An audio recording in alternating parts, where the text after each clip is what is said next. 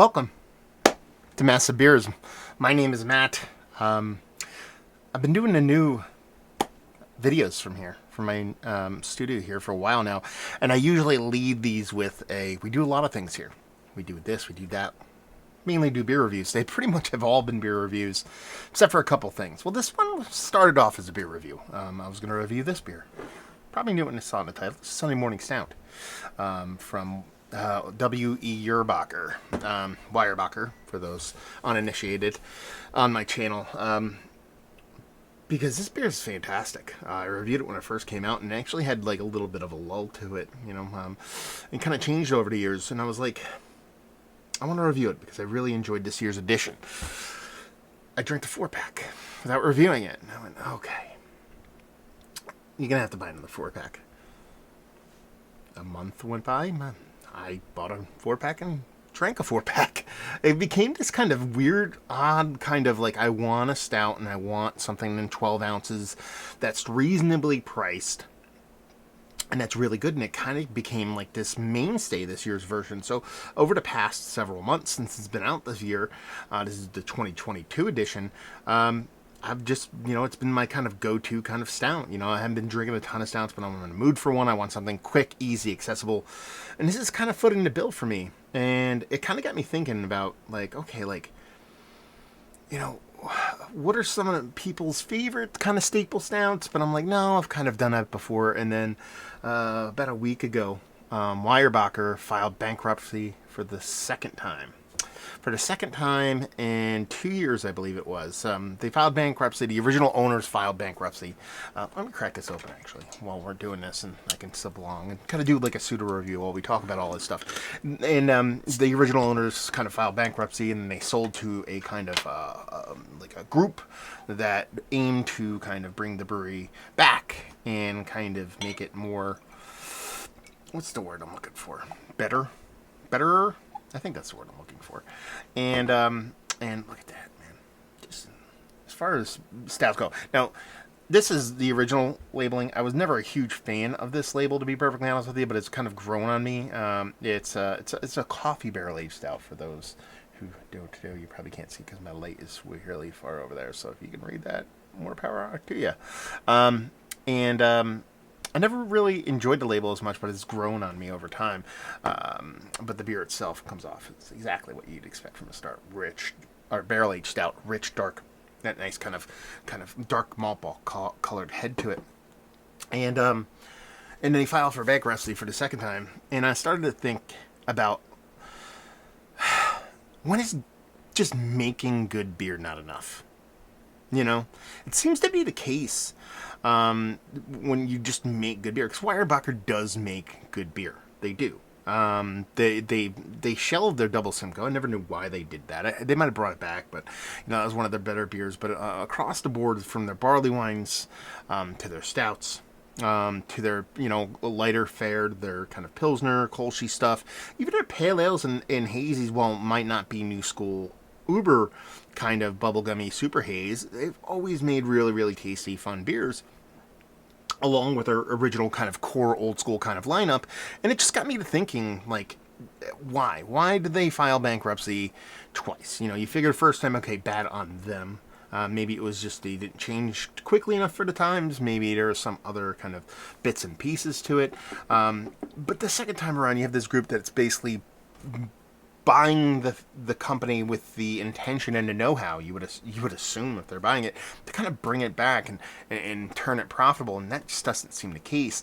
And it makes me think, with this beer being so good and them being a staple brewery in a really beer-centric kind of area, northeastern and eastern and southeastern Pennsylvania is very, very kind of big when it comes to beer and stuff like that. It's just like, why do these breweries go under? And you see it, if you want to get new schooly to like modern times, that's probably more they just overextended themselves before COVID hit. But then you have other breweries that kind of shutter their doors that are just old school breweries that seem to have a really hard time shedding their old school, I don't want to say stink, but old school kind of mindset.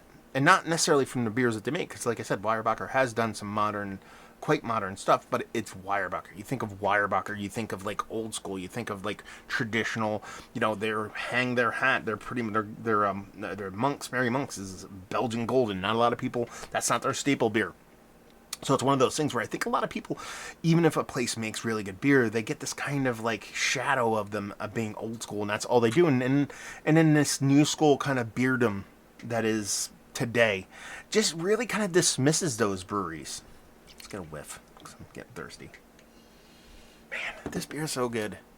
It's so good. Like, I've had it in between its first iteration and this, and there was a lull in like its goodness, but this is back to its old school glory greatness. You're talking about a rich kind of coffee nose and a big, meaningful, roasty, toasty kind of coffee, and this nice, purposeful, not overly sweet bourbon, and you get this really just kind of super rich kind of stout base to it, because it is, what, 13 and change? 12.7, so 13, almost 13%. It just has this kind of across the board melding of all those kind of components, from the coffee to the bourbon to everything about it. Just absolutely fantastic. I'm diving in. We're going to talk a little bit. I just got to get a taste. Cheers. That's why I also didn't want to do this as a traditional review, because I've drank, like I said, this is my third 4-pack I'm buying this season. I've drank that many. I'd be going in this disingenuous kind of being like, I don't know anything about this beer. You know everything about this beer. It's delicious. We'll talk about the beer more in a sec. But you have this kind of old schoolness that is almost kind of like, I don't know if it can be shook. You know, for example, this is hyper local kind of stuff. But there's a brewery in Pennsylvania called Roy Pitts Brewing. And I forget what they're basically changing their name. From Roy Pitts Brewing. Let's see, I forget what they're changing their name to. Liquid Art Brewing Company. And I would gather, because they actually wrote like a big, huge kind of piece about how, you know, the name hasn't always conveyed, especially in today's world, the ethos of the brewery. So they wanted to change it to be more in line with their thought. Listen, Roy Pitts sounds like a super old school brewery. It sounds like a brewery that was a brew pub from 1980, Roy Pitts. I have actually been like, Roy Pitts, I've actually done that. I'll admit to that. I shouldn't do that. But I would be like, do I want to pick this up, Roy Pitts? I'm like, I don't know if it's going to be good or not. I mean, it's just, look at that name. You know what I mean? It's just kind of so old school. So they're changing their name to, I forget it, Liquid Art Brewing. I can imagine to try to get ahead of that. And that's kind of my whole like idea about this issues that Weyerbacher is going through, is that I think it might just be a straight up kind of like branding. People think of a brewery a specific way, and that's what you think. And I think that's a really hard habit to break for humans. I think it's just second nature to associate specific things with specific things when they've been around so long, that it kind of just does breweries dirty. Like I said, you know, barrel-aged stout, coffee barrel-aged stout is such a big kind of like, I don't want to call it hype, but it's like one of the more popular styles of beer when it comes to trading, when it comes to kind of like the showcase beers that a lot of breweries make. Usually there's kind of a barrel-aged offering. Their coffee is typically one of the bigger kind of adjuncts they'll add to it, and that's kind of like the big deal when it comes to the breweries, because you'll see a lot of breweries that are traded a lot, whether they be the side projects of the world or the hill farms, whatever they may be. You know, they have their beers that people really covet in the mixed culture and the kind of, you know, low pale ale kind of Kolsch, all that kind of stuff. But it's like the barrel aged ones that are really, really the ones that people really gravitate towards, whether it be like Toppling Goliath, Morning Delight, things of that nature. This is just as good as some of those beers. You know, this beer, I think, is by far and away one of the best coffee beers, barrel-aged coffee stouts that I've had in quite some time, if not one of the best ones. Now, I don't exist and revolve in the super trader world, but I'd be really hard-pressed. There's cherry in here, too. It's really, really delicious. We're going to talk about it. Give me a sec. But it's be really hard-pressed to find something markedly better than this. Now, you're talking about $20 a 4-pack. Here, $5 a bottle. $5 for a bottle of this. Of a great bourbon barrel-aged coffee stout that I think is world class, that just shelves and sits there, and no one buys it. If you slap somebody else's name on it, You know, you slap Equilibrium on it, you slap Mosca on it, you slap whatever on it. People are going to buy it. They're not going to buy it in droves. They're going to wait for it to pop up on Tavour. They're really going to go out of their way to kind of find it. So where does this beer land? Why does it land in that kind of rejection pile that people don't want? Is it because it's Weyerbacher? Because it's old school? Is it because Weyerbacher had a lull with the greatness that is Sunday Morning Stout? Maybe that's the case. Is it people just don't buy, shelf barrel-aged beers? Because that's the thing. Like, when I go out and buy these beers, I want something that I can toss in the back of my fridge, that I get a hankering for something being bold. I'll pick it up, whether it be the Dragon Milks of the world. This, I took a flyer on again. I was like, yeah, Sunday Morning Stout. I haven't had it in a while. And I'm just now kind of just like chomping at the bit to drink it whenever I can. And it just seems to me like there's so many breweries out there that have this kind of, this kind of haze on them, this stink on them, that since they are old school, they are kind of readily available. They just end up being kind of like forgotten, but only because they're not hard to get, and they just like have that old schoolness to them. And it's really, it's a good thing for us as a consumer. Whenever I want to go get this, I can go get it. It's not something that sells out that I can't get. But it just kind of makes me wonder. It's like, the whole impetus for the conversation was, when is good beer not enough? And there's so many breweries. You can go to each state and you see these breweries that just, either they get just too ambitious, or they flood the market, or they have this old school kind of haze on them, that it doesn't come down to beer anymore. And it's just a weird kind of universe for them to live in, that they live in this universe where it's just like they could make great beers, and it doesn't matter. It just does not matter, because people aren't just going to buy them because of who they are.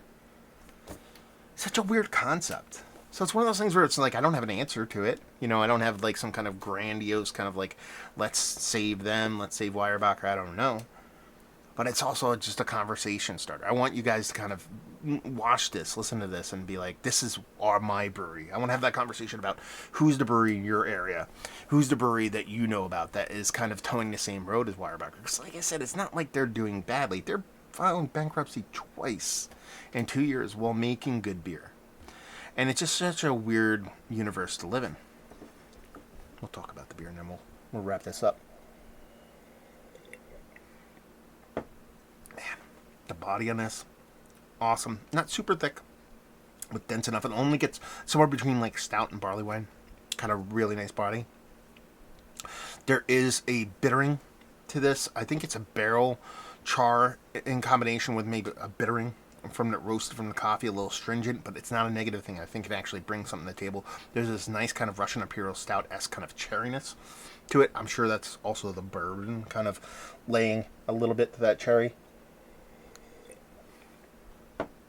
It's big. You can tell you're drinking something high ABV, and there's a touch of heat on the sides, but it's not anything overly aggressive. It's what you want for a beer of this ABV. Let you know you're drinking something that isn't small, but at the same time lends itself to still being relatively drinkable, especially for its ABV level. Man, this is so good. Big, roasty, toasty coffee, bourbon, drinkable. Man, it's such a good beer. This here is awesome. Go get it. I'm telling you, you will not be disappointed. You get this, you drink this, and you go, then maybe my palate's screwed up. Maybe you're screwed up. I don't know, but yeah, it's just something I wanted to throw out there, and just see how you guys see it. If you're a Northeasterner, if you're in the Weyerbacher universe, like, have you bought their beers? Or anybody like that? Like, again, if you've had experience with, like, Roy Pitts of the world, and other breweries like that, like breweries that are old school that just kind of can't shake that moniker of being old school. So regardless of what they do, whether it's damn well done, tasty barrel-aged stouts, doesn't really matter. Who's your brewery in your neck of the woods that is stuck in that, and how do they change? Do they do the Roy Pitts of the world? Does Weyerbacher completely just rebrand as something completely different to try to shake that? They could change it, hire somebody to put this in cans with a very fancy can design, a la like Drowlands, and up in upstate New York, and just basically just be like, screw it, we're just gonna scuttle everything we have, because there's really no kind of cachet to our name anymore. Scuttle it, put this in a different bottle, call it something else, put it in 500 mils, and put wax on it and see where it goes. And I bet you it would do great. So, have breweries by you gone that route of changing their marketing, their branding, their naming, just to survive. I know it's not just local. I've heard it happen in other places. But yeah, let's have that conversation down there.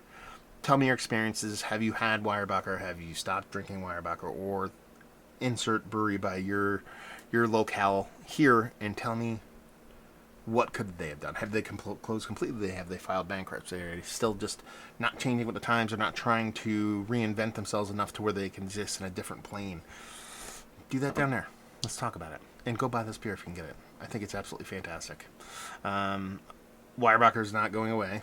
They said they're not going away. They're just closing the tap room, which is kind of a bummer, because I pop in there every now and then and drink some beers, and I really did enjoy them.